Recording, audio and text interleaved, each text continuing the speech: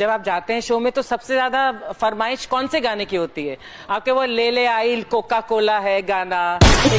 कर दी मैडम पवन सिंह का बेइज्जती। बता दे कि दोस्तों पूछ रहे कि आप शो में जाते हो तो कौन सा गाना का फरमाइश होता है आपका? जो वो सॉन्ग है कोको कोला।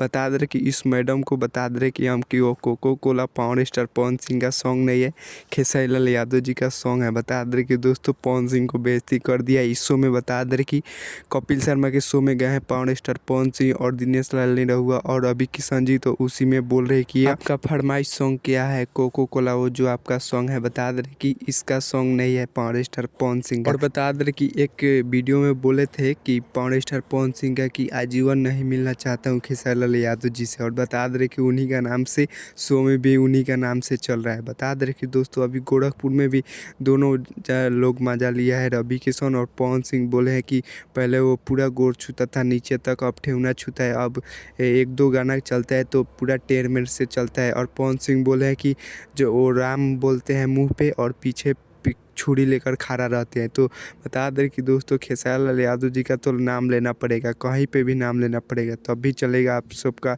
वीडियो और शो कुछ भी लेना पड़ेगा नाम खेसारी लाल यादव जी का। तो चलिए यही कुछ अपडेट था, तब तक ले मिलते किसी नेक्स्ट वीडियो में। जय भारत जय भोजपुरी।